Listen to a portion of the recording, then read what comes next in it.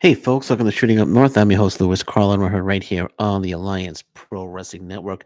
Thank you so much for joining me. If you're watching for the first time, please consider hitting that subscribe button. If you want to follow me on social media, I'm on Twitter at Shooting Up North, Instagram at Alliance PW Network, and feel free to join our Facebook group, the Alliance Pro Wrestling Network. Thank you so much for joining me.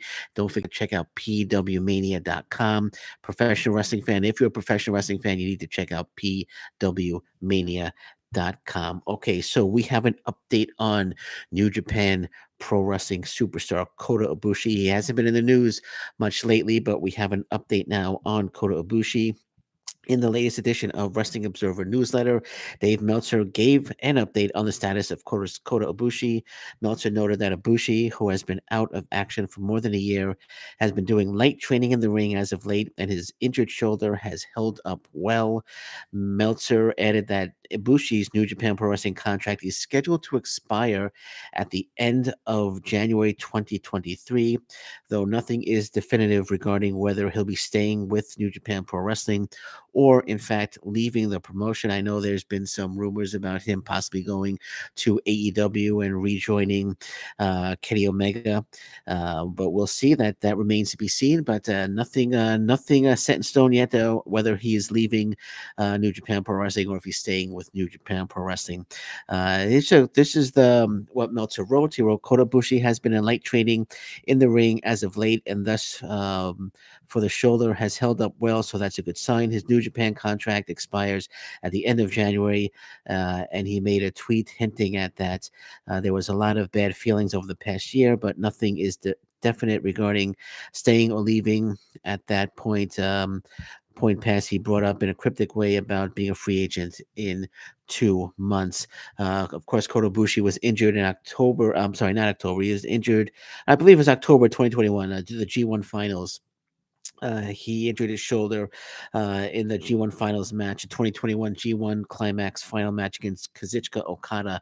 He injured his shoulder in May of this year. He actually began expressing his frustration with New Japan Pro Wrestling management on social media. The issues stem from how Ibushi was treated by a member of New Japan Pro Wrestling Talent Relations. That person turned out to be a gentleman named Kikuchi, who had threatened to terminate Ibushi's contract for making an appearance accompanying wrestlers to the ring at Taka Michinoku's Just Tap Out promotion. New Japan Pro Wrestling announced this June that Ibushi, Kikuchi, and New Japan Pro Wrestling president Takami Obare were penalized by having their pay reduced by 10% for 3 months. Kikuchi has also been transferred to a different position within the company. So it remains to be seen. So Kota Ibushi, he has begun light trading. He really seriously injured that shoulder.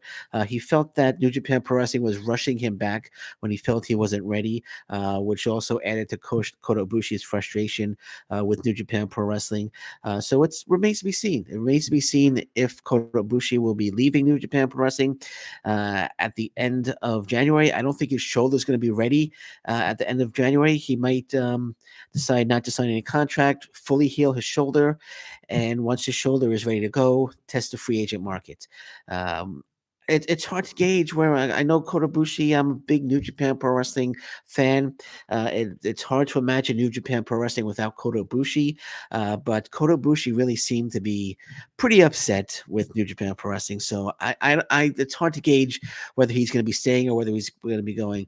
But either or, I don't think he's going to be ready to return to the ring at the end of January with a serious shoulder injury. I know he said that if they were trying to rush him back, and he said if he got into the ring at that time, that his shoulder would have separated within 2 minutes. So it was a pretty severe injury to his shoulder. So we'll see where it goes. We'll see where it goes. And again, it would be hard to imagine New Japan Pro Wrestling without Kota Ibushi as part of the roster. We have some MLW news to wrap this up here. So MLW will be hosting War Chamber April 6th in New York City at the Melrose Ballroom. My email here, I have the full press release here, but for some reason my email is not working. Let's see if I can get it pulled up here.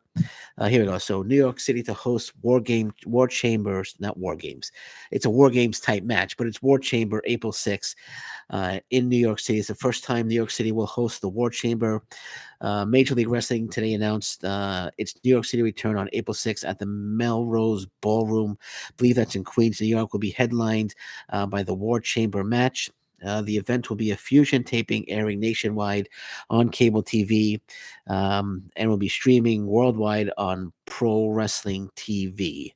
Okay, so they have it. So War Chamber returning to, not returning to, will be hitting New York City for the first time on April 6th. There's no talent announcements yet, but it'll be the usual suspects. I'm sure Alex Hammerstone, Jacob Tu, Richard Holiday, Alicia Toot, Myron Reed, Alex Kane, David Richards. I'm sure they'll all be there. So once again, War Chamber comes to New York City for the first time ever on April 6th. Major League Wrestling's War Chamber, April 6th in New York City for the first time. Okay, so we're gonna leave it at that. For now, anything else breaks, I'll be back. But until then, thank you very much. Take care. Bye bye. Stay safe, everyone. So long. Bye bye.